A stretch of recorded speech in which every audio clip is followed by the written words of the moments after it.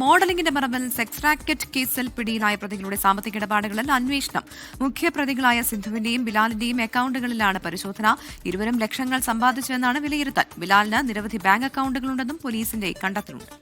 Vipin C Vijayan നൽകും വിശദാംശങ്ങൾ. വിപിൻ, അങ്ങനെ ഈ ആരൊക്കെ എന്തിനൊക്കെ പണം നൽകി എന്ന കാര്യം, സിന്ധു ഏതാണ്ട് ഈ പണം ലഭിച്ച കാര്യവും പണം കൈമാറിയ കാര്യമൊക്കെ നേരത്തെ തന്നെ ചോദ്യം ചെയ്യൽ സമ്മതിച്ചുവെന്നാണ് മനസ്സിലാക്കുന്നത്.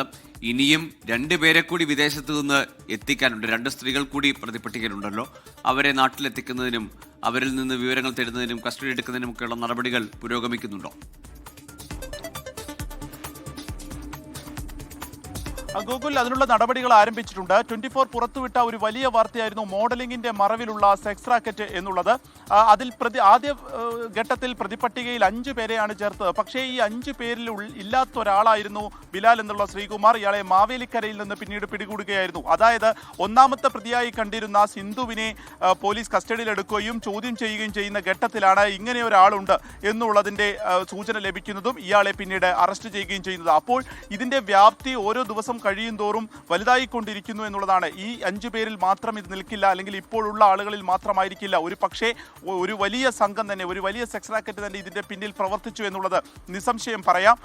ഇപ്പോൾ അവരുടെ ബാങ്ക് അക്കൗണ്ടുകൾ കേന്ദ്രീകരിച്ചിട്ടുള്ള ഒരു പ്രവർത്തനത്തിലേക്കാണ് പോലീസ് പ്രത്യേക അന്വേഷണ സംഘം കടന്നിരിക്കുന്നത്. ബിലാൽ, സിന്ധു എന്നിവരാണ് ഇതിലെ മുഖ്യ പ്രതികൾ. അപ്പോൾ ഇവരുടെ ബാങ്ക് അക്കൗണ്ടുകൾ നോക്കുന്നു. ഇവർക്ക് വിവിധ ബാങ്ക് അക്കൗണ്ടുകളുണ്ട്, ഒരുപാട് സിം കാർഡുകൾ ഉപയോഗിച്ചിട്ടുണ്ട്. അപ്പോൾ അതൊക്കെ കേന്ദ്രീകരിച്ചുകൊണ്ട് മറ്റാരൊക്കെ ഇതിൽ പെട്ടിട്ടുണ്ട്, അല്ലെങ്കിൽ മറ്റാരൊക്കെയാണ് പ്രതികൾ എന്നുള്ളതിലേക്ക് കൂടുതൽ അന്വേഷണം നീളും എന്നുള്ളതാണ് മനസ്സിലാകുന്നത്.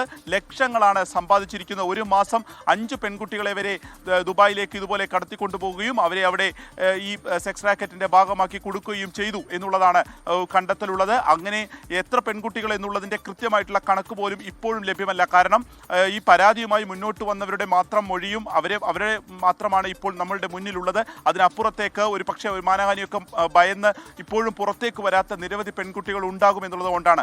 അതിൻ്റെ ഒരു സീരിയസ്നെസ്സിൽ തന്നെയാണ് ഇപ്പോൾ ഈ കേസിന്റെ അന്വേഷണം മുന്നോട്ട് പോയിക്കൊണ്ടിരിക്കുന്നത്. വരും ദിവസങ്ങളിൽ തന്നെ ഇപ്പോൾ 2 പേർ റിമാൻഡിലാണ്.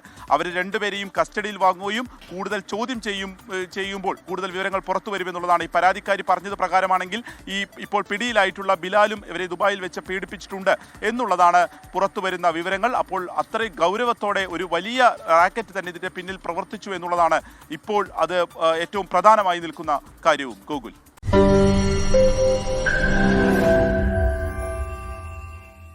ലോകത്തെവിടെയായാലും ഏത് സമയത്തും 24 വാർത്തകളും ഓഗ്മെന്റഡ് റിയാലിറ്റി പാക്കേജുകളും എക്സ്പ്ലെയിനറുകളും വിശദമായി കാണാൻ ഞങ്ങളുടെ യൂട്യൂബ് ചാനൽ നിങ്ങൾക്ക് സബ്സ്ക്രൈബ് ചെയ്യാം.